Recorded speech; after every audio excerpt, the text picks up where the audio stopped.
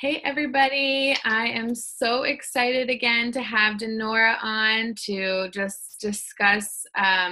She had an absolutely phenomenal dream last night that she wants to share with us, but it's just been such a pleasure connecting with her over the past just couple weeks since we really fully connected, and just seeing like how powerful and just the energy that is happening right now is just it's really intense. So it's really imperative that you surround yourself with people that are on that same wavelength, who are understanding of what you're going through, can hold space for you.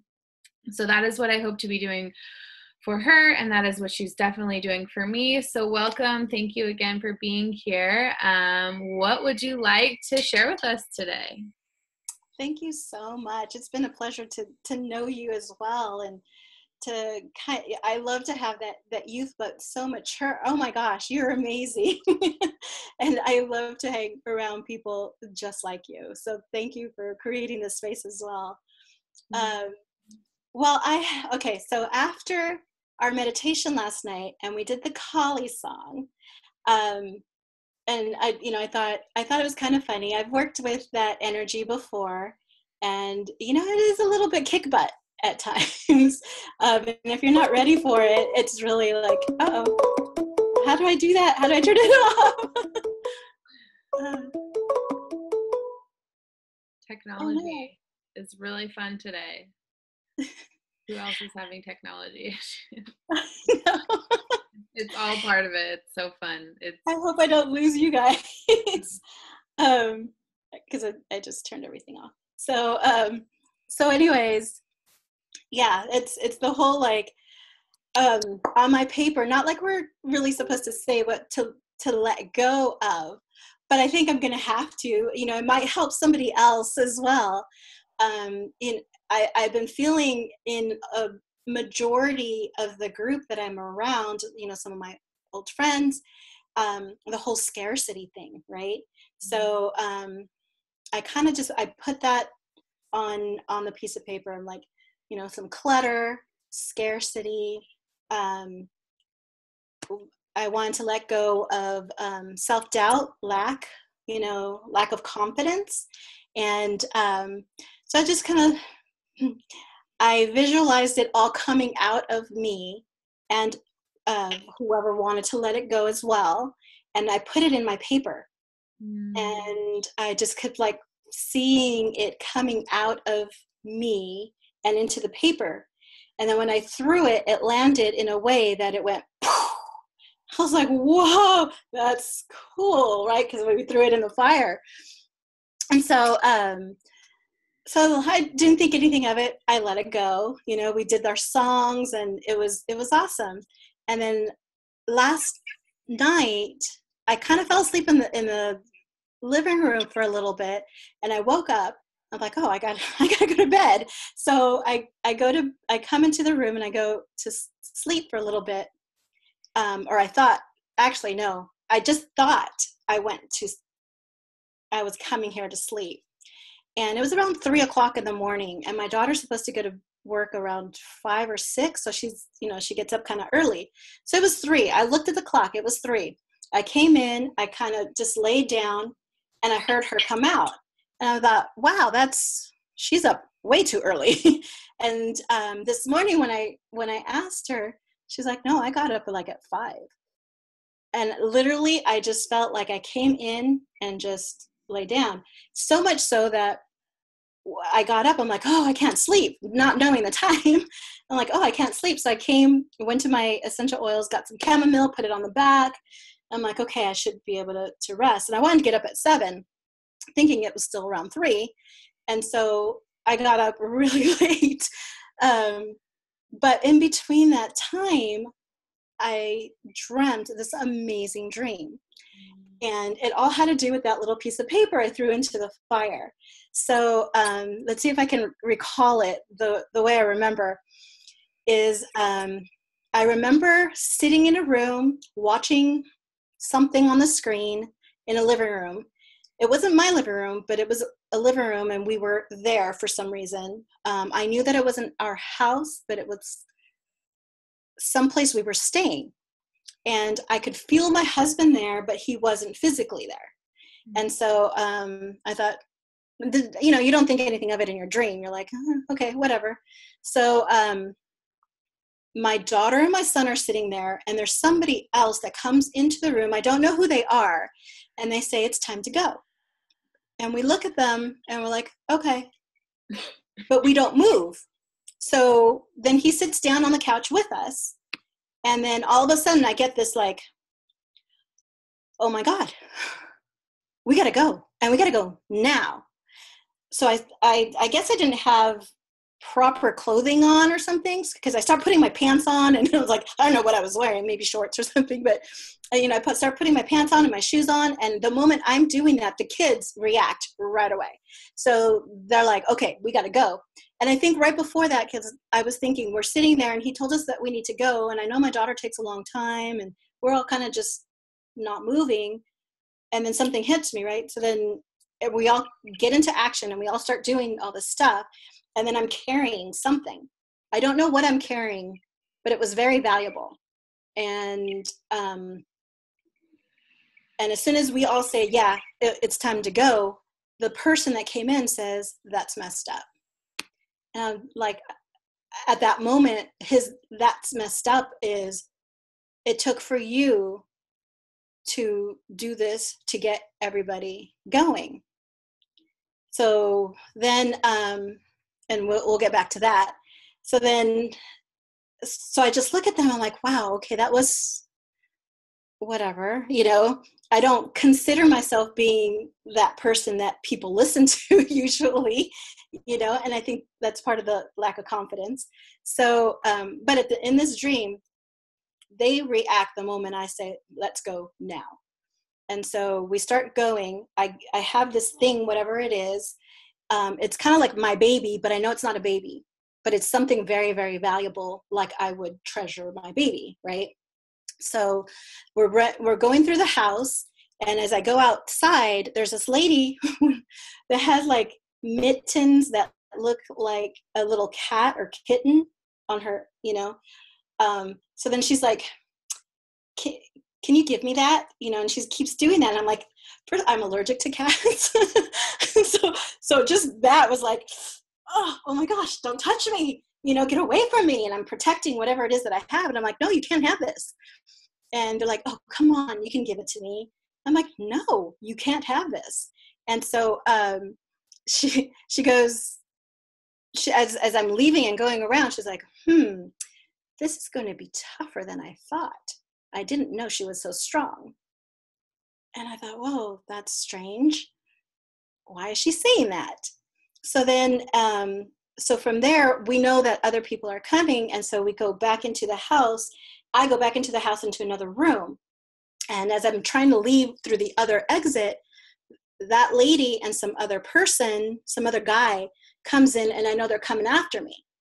And so I'm like, okay, I either stay here and fight, or I let God take care of this. And so I just kind of like, okay, I let it go. It's on you. And as I backed up and just let it happen, this, like everybody from the neighborhood, from people I've just see on the street, everybody started coming in. And I recognize them as people that I've seen around, but not that I've actually talked to.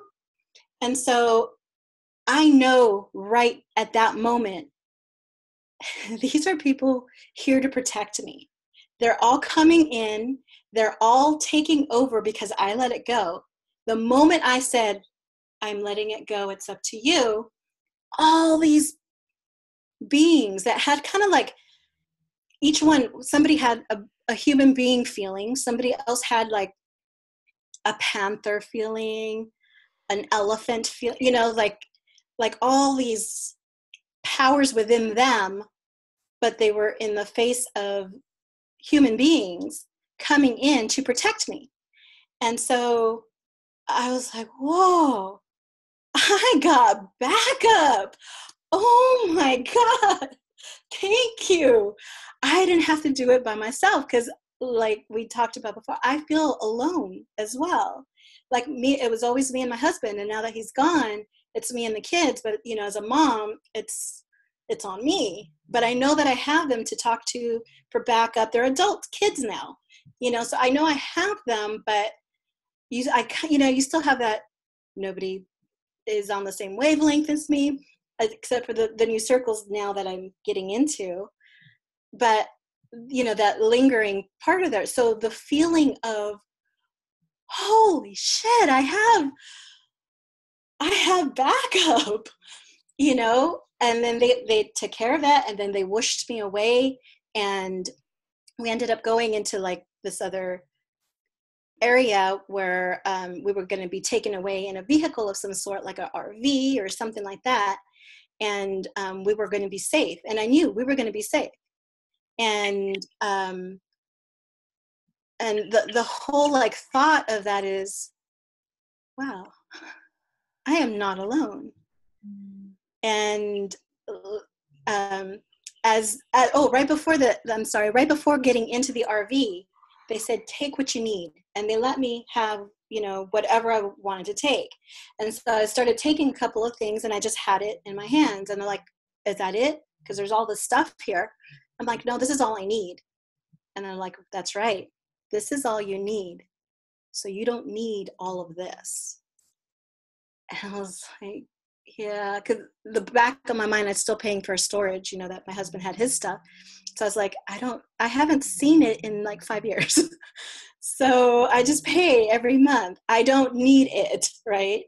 So there's a lot of the things that I put on this piece of paper, the scarcity thing, that thing that I was holding was like this massive piece of gold, or, you know, like really dense gem of some kind that was worth a lot. And I've always had it with me. That's what they said. I've always had it with me. And when these people were coming to try to take it from me, you know, not only was I protecting it, but then I had all these people protecting me from it. And, you know, it was just amazing. Everything on my list, the clutter, realizing, oh yeah, I don't need it all. The scarcity, I have this within me. We all do. We all have this amazing gem inside of us. We are the abundance. We are, you know, the prosperity, the wealth. It's us. And when we live in that and just be it, then everything else has to show us that, you know? So anyways, that was the dream. And then we got into the RV and left. Feel in your body to know that you don't need any of that material stuff, and that you were so supported no matter what? Like, how right. do you feel? Like, how, you know, are there even words to articulate that? It felt like when he came in and said, we need to go now, and we didn't move, he was totally okay with it, and he sat down. And it wasn't until I made the motion that everything came into motion. And that, and I didn't know, it's like, wow, I do have that power. And I know right now the feeling of having to do this that we're doing and going out and talking to people is that I was downloaded in a few days ago. I'm the catalyst to, you know, because I'm like, you know, what am I going to do? What's my, you know, I've been doing these things way ahead of time before anybody knew that it was cool or the thing to do, you know. I've been doing essential oils for 20 years. Nobody could care less. I've been doing massage and holistic things for, you know, 22 years. Nobody could care less. And so I was at this point, I was like, well, I'm going to be doing this and who knows how long, you know, so, and nobody's going to care.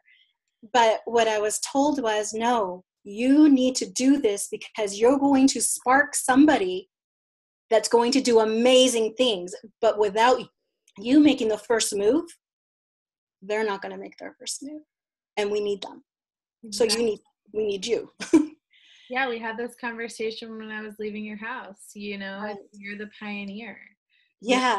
you're the seed planter, There's there a seed can't grow and, if you just water dirt with no seed, what's going to happen? Like, you are the one that puts the seed in the ground, and then, maybe some other people water it and fluff up the soil and add earthworms, but you're the one that plants the seed.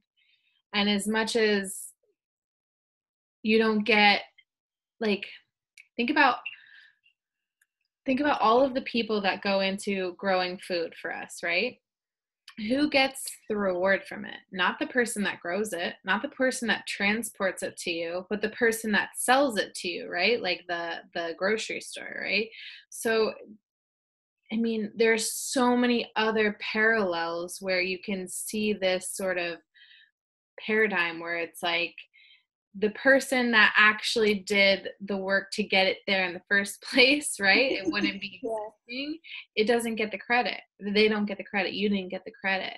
But you are imperative to it even happening in the first place. Right. So knowing I that, have to be okay with that. And at first, like we were talking, I'm like, oh,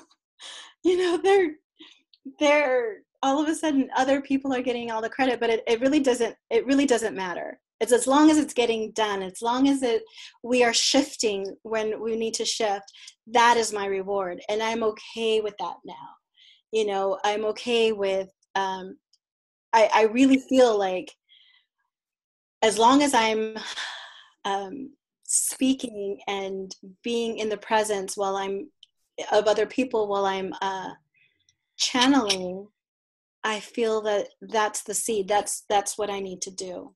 And if words come out, then great. They don't always, but I know that at least if I can channel and have this is the way.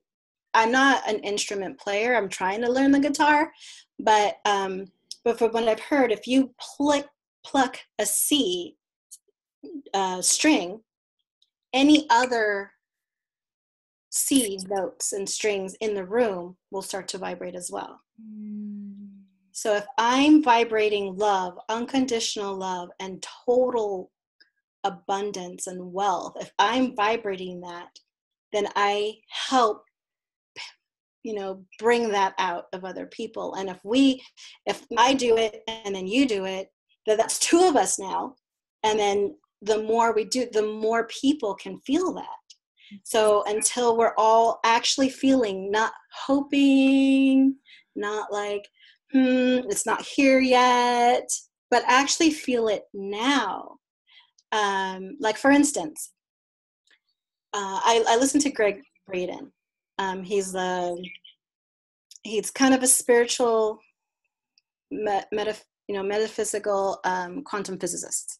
Mm-hmm. So I love how he brings both, left and right brain into this. And he went to a shaman, and the shaman said, "Hey, do you want to come with me? I'm going to pray rain." And he's like, "Yeah, cool. Let's go do this." He goes, "Don't you mean you're going to pray for rain?" He goes, "No, praying for rain lets the universe know that I'm thinking that it's not here. We're praying rain." So he goes out there and he does his thing. And then Greg asks him, "So that's it? What are you doing?" He just did a couple of things and left. He goes, "Oh yeah, I'm done." He goes, "Well, what did you do?" He goes, "Well, I remember what it's like for it to rain. I know what it's like for the water to hit my face and my head. I know what it's like to feel the mushy mud under my toes and that cool dampness and mushiness of it. So I went out there and I felt that. Now I feel that now." And when you do that, then universe has to respond, because all universe can say is yes. You think that says no, but it's us that is preventing it, because universe says yes all the time when you're feeling like you already have it. So I'm feeling mud on my toes. I'm feeling the coolness, that kind of, what do you call it? The clamminess of the air, the smell. It's happening now. And then you just let it go and you go do your thing. So they went to go do their thing. About a half hour later, it poured. It like seriously poured. The shaman's like, yeah, I haven't learned how to shut it off yet, or how to control how much comes in. But so I don't know if you remember when I posted, hey, let's do a love grid. Mm-hmm. And it's not like, let's pray for love to, let's hope that people feel love. No, it's, I am feeling love right now. Feel that and spread it out. Just feel it and love everybody, the murderers, the, meat eaters, the, everybody, love as equal as you would your children, your family members. It's like literally just feel love. Because once we do that, it wakes up that seed in people. And sometimes they can't do those things that they were doing before, but it doesn't really matter. They're here for their experience anyway. But in our bubble, that's all we will attract. So things happen out there. Everybody's having their experience out there. But in my bubble, I won't come across that. Even when, a really quick story, I was walking down the street. It was kind of getting dark. And there was this guy, I think he was on drugs, and he was like just mumbling to himself and wanting money, harassing people in front of me. And here I am alone. Usually that's an easy target. And I have my purse. So, that's like, whoo, neon light, single woman with a purse, that kind of thing. And then there was a couple next to me, and the guy didn't see me at all. He just kind of like looked at me, but kind of like threw me, and then went and harassed the couple next to me. So as long as you know where you are and you don't pay attention to what you're seeing or hearing, just know where you are and who you are, then it's like literally that guy did not see me and went and harassed this other couple for money. You meet yourself where you're at. And Yeah. It's the same with everything that you want to feel, everything you want to bring in, money, relationship, house. I mean, it doesn't even have to be physical things. It could just be like you want to feel more fulfilled. You want to feel more peace and nourished. Like really visualize sitting and visualizing what that feels like in your body. Because when our brain doesn't actually know, like for fight or flight, so you could be thinking about being eaten by a tiger and your body actually can react like you would be actually in a situation where you'd be eaten by a tiger, because you're setting off that trigger. And so if it's the same thing, that's the fear, right? That's the fear. Right. But if it's the same thing for love, so if you sit and if you feel that love, your body is going to react to that, respond to that. And so this is a quote that I'm really thinking about a lot, but a lot of what you said made me think of it. And it's every single day, everybody around you learns how to treat you by the way you treat you. Exactly. Yes. You teach people every day how to treat you because they are reflecting exactly how you treat you. And so this is complete opposite of everything we've ever learned, right? It's like, take care of everyone else, do this and as a parent, as a mom, for sure, especially now being a solo parent, like a lot falls on your shoulders, right? And so you get to the point where like, oh, I have to do this all alone, and that is what you're putting out there. So then Right. you are doing it all alone because that's what your thought is. And I say that because I'm a living proof of that, And so this is one thing I've been working on really, like really diligently right now, is that, I am so supported. Like when you let go in your dream, everybody will let. Yes. And the same thing is like when we let go in life, when we let go and stop trying so hard to control and hold on and restrict, and we let go and we give grace to our body, just like, I'm sure you've massaged, even me, people who are just like so rigid in parts of their body because they're holding on to energy. When we restrict, we tighten, we curl away, we get really small. But when we let go and it's like, is it easy to receive like this, or is it easy to receive like this? It's easier to receive like this, but it takes that intention. It takes that, it's a habit. Exactly. It's practice, and then it becomes a habit. And once it's a habit, then you don't have to think about it anymore. Like being in that love feeling. I don't remember where they did this, in Chicago, I think. They had a bunch of people come in and sit and feel peace. And they trained them how to sit and feel peace within their body. And crime dropped in that neighborhood for, I don't remember the radius, like by 25%. And that was with just a handful of people. It dropped 25%. But then once the experiment was done and they left, they no longer felt peace. So the crime went back up. But if they left still feeling peace and then spreading that out and letting everybody else, we can affect a lot more people.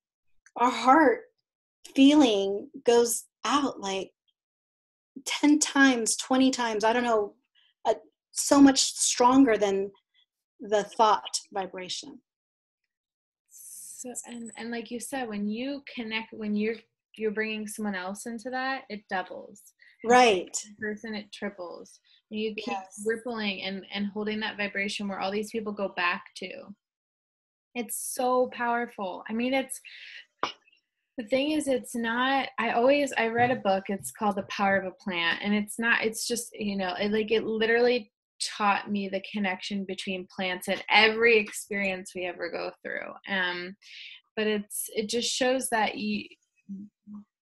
like every situation, every environment, like when a plant doesn't grow, we don't blame the plant. We look at the environment, right? Right. Like these people in the crime, like we always, as society, we just blame the people. Like it's the people, it's the way they're blah, blah, blah. Well, like what environment are they surrounded with? Are they surrounded with guns and drugs and no access to, so it's, we totally took this call like on a totally different, so I'm like talking and thinking, wow, how does that relate? But it's just flowing here. So I want to get it back to the fact that we create our existence. And I love that you started this call today with your dream, because I think there's so much beauty and there's so many clues and clarity in our dreams. The more we are in touch with that, and the more intentional we are with like going to bed with like this sense of peace, that we are abundant, we are fulfilled, thinking about what you're proud of yourself for, like literally going to bed every night thinking just 5 things I am proud of myself for today, or 5 things I'm grateful for today. It just shifts the mind from being like, oh my God, I didn't get anything done and I'm this horrible, like I hear this from moms all the time. I did nothing today. And I'm like, you have 3 children. You kept them all alive, and yourself, and you fed them, like, and you kept, you know what I mean? Like that is Why is that considered nothing? Yeah. Why is it not considered productive? Yeah, as moms, we get, there's so much on our shoulders, and it's people really don't know exactly what we go through, especially when they're little. It's like, don't you understand, you other human beings, that you used to be little too and someone had to take care of you? Remember what you were like. Because sometimes, like my kids, they were a handful. They were climbing up and stuff. I had to be on it. There was no time for the dishes. There was no time to cook. You're right. I kept them alive. My son, I turned my back and he had like a knife going into the outlet. Not a knife, a fork, going into the outlet. Oh my God, first of all, how'd you get that fork? And second, oh my God, it's like they could do things so quickly. And yeah, we are we underestimate the power of just being there for our little ones, just being there as a person, or for somebody else. Just being there is okay. You don't have to be doing a whole bunch of stuff, because the most important thing is how you are being. Mm-hmm. Are you being love with this person? Because that's way more important. Are you being abundant with a person? Are you being abundant? Mm-hmm. Because then that raises everybody else, Totally. So. Yeah. But anybody who takes care of anybody, if you're listening in, you're doing an amazing job. No one tells you enough. Like, you are rocking it, like there's not, and it's not going to mean anything for me unless you don't fully believe it yourself. So start telling yourself, even if you don't believe it, I'm doing an amazing job. I'm proud of myself.